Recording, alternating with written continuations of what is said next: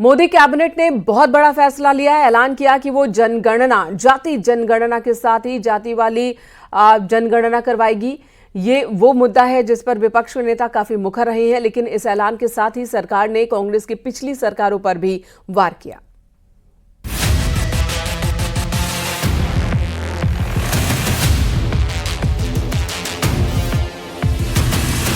मोदी सरकार ने एक और ऐतिहासिक फैसले पर मोहर लगा दी है। पहलगाम हमले के बाद हुई पहली कैबिनेट बैठक में सरकार ने बहुत बड़ा फैसला लेते हुए ऐलान कर दिया है कि वो जनगणना के साथ ही जाति वाली जनगणना भी करवाएगी। इस ऐलान के साथ सरकार ने कांग्रेस की पिछली सरकारों पर भी वार किया। आज दिनांक 30/4/2025 के दिन प्रधानमंत्री श्री नरेंद्र मोदी जी के नेतृत्व में राजनीतिक विषयों की कैबिनेट समिति ने यह निर्णय लिया है कि जातियों की गणना को आने वाली जनगणना में सम्मिलित किया जाए। यह इस बात को दर्शाता है कि वर्तमान सरकार देश और समाज के सर्वांगीण हितों और मूल्यों के लिए प्रतिबद्ध है। कांग्रेस की सरकारों ने आज तक जाति जनगणना का विरोध किया है। आजादी की बाद की सभी जनगणनाओं में जातियों की जनगणना नहीं की गई।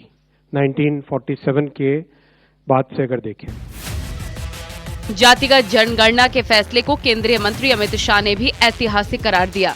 अमित शाह ने अपने सोशल मीडिया हैंडल एक्स पर लिखा कि कांग्रेस और उसके सहयोगी दलों ने दशकों तक सत्ता में रहते हुए जातिगत जनगणना का विरोध किया और विपक्ष में रहते हुए इस पर राजनीति की, लेकिन इस फैसले से आर्थिक और सामाजिक रूप से पिछड़े हुए सभी वर्गों का सशक्तिकरण होगा, समावेशन को बढ़ावा मिलेगा और ये फैसला वंचितों की प्रगति के नए मार्ग प्रशस्त करेगा। जातिगत जनगणना का फैसला लेकर क्या मोदी सरकार ने विपक्ष का एजेंडा फेल कर दिया है? सवाल ये भी कि क्या मोदी सरकार के फैसले के बाद जाति वाली सियासत का अंत हो जाएगा या फिर जाति पर सियासी घमासान अभी और परवान चढ़ेगा? Bureau report, news 18।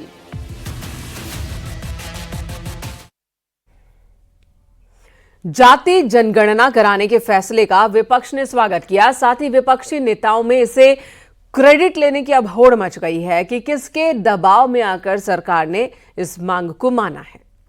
Caste census का अनाउंसमेंट किया, हम इसको सपोर्ट करते हैं, पूरी तरह सपोर्ट करते हैं, मगर हम टाइमलाइन चाहते हैं। हम जानना चाहते हैं ये कब तक होगा, और ये एक पहला कदम है। तेलंगाना एक मॉडल बना है कास्ट सेंसस के लिए और वो ब्लूप्रिंट बन सकती है, और कास्ट सेंसस को डिज़ाइन करने में हमारा पूरा सरकार को ऑफर है, पूरा समर्थन है कि हम डिज़ाइन करेंगे, क्योंकि डिज़ाइन बहुत ज़रूरी है। देखिए, ये हम लोगों की 30 वर्ष पुरानी मांग रही है और ये हमारे पुरखों की जीत है, समाजवादियों की जीत है, लालू जी की जीत है। आपको पता होगा 96-97 में भी कैबिनेट से जो है पास किया गया था कि 2001 का जो होगा उसमें जनगणना जो होगी उसमें जाति आधारित गणना भी कराया जाएगा, लेकिन उस समय अटल बिहारी जी सरकार में थे 2001 में, तो ये नहीं हो पाया।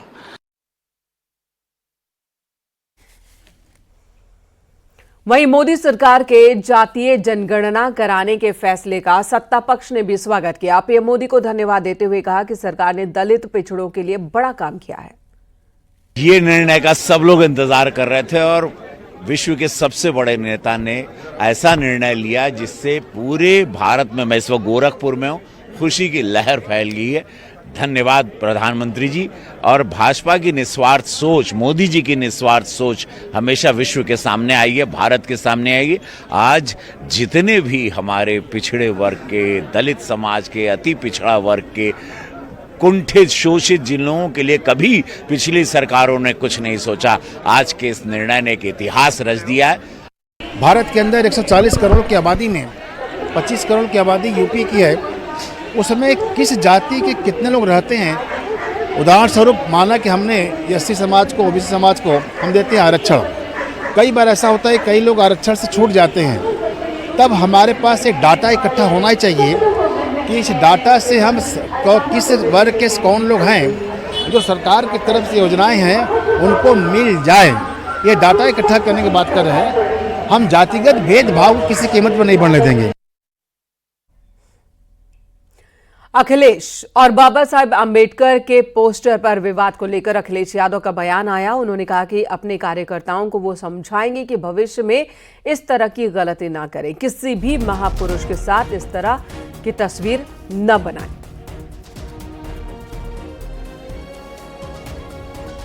हम अपने लालचंद गौतम समाजवादी पार्टी के लोहिया वाहिनी के जिला अध्यक्ष, जो उससे गलती हुई या गलती उसने की, उसको हम समझाएंगे, समझाएंगे कि भविष्य में किसी भी नेता के साथ या किसी भी महापुरुष के साथ इस तरह की तस्वीर किसी भी नेता की नहीं बनाए।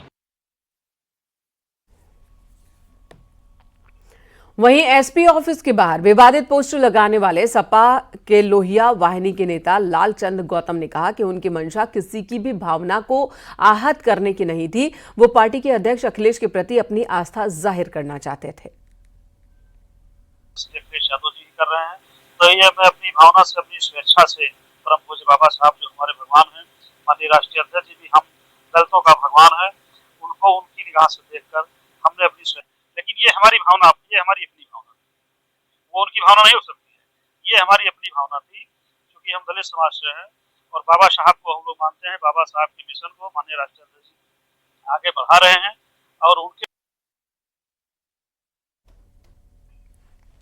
पहलगाम में हुए आतंकवादी हमले को लेकर पूरे देश में गुस्सा है। मुजफ्फरनगर के एक युवक ने पाकिस्तानी राजनेताओं की शव यात्रा निकाली। उसने ऐलान किया कि जो भी व्यक्ति पाकिस्तान के इन नेताओं की गर्दन काट कर लाएगा उसे 10 करोड़ रुपए का वो इनाम देगा। विजय हिंदुस्तानी नाम ने शव यात्रा पर पाकिस्तानी झंडा और पाकिस्तान के सेना अध्यक्ष असीम मुनीर, हनीफ अब्बासी, बिलावल भुट्टो और ख्वाजा आसिफ की फोटो लगा रखी थी, जिस पर इनाम का ऐलान किया गया है। विजय हिंदुस्तानी ने कहा कि उसके पास 12 करोड़ की संपत्ति है। वो अपनी सारी संपत्ति बेचकर 10 करोड़ की राशि उस व्यक्ति को दे देगा जो इन सब की गर्दन कलम कर लाएगा। मामला ये है कि हमारे 28 जो देश के नागरिक घूमने के लिए गए थे पहलगाम, उनको मारा गया और बेगुनाह मारा गया। इससे पहले हमारे जवानों की बलि दी जाती थी और जवान शहीद हो रहे थे, लेकिन अब की बार सारी हदें पार कर दी पाकिस्तान ने। और पाकिस्तान हमारे ऊपर हमला कर हमारे जवानों के ऊपर और हमारे नागरिकों के ऊपर हमला कर परमाणु बम की धमकी दे रहा है। वहाँ के रक्षा मंत्री हो या रेल मंत्री हो या फिर वहाँ के सेना अध्यक्ष हो या फिर बिलावल भुट्टो, वो आंख दिखा रहा है। अरे हम तो कहना चाहते हैं, अगर दम है तो हमने सामने की लड़ाई लड़े, और हाँ, जो इन चारों की गर्दन काट कर लाएगा उसको 10 करोड़ रुपए का नाम दिया जाएगा भारत की तरफ से, हमारी तरफ से।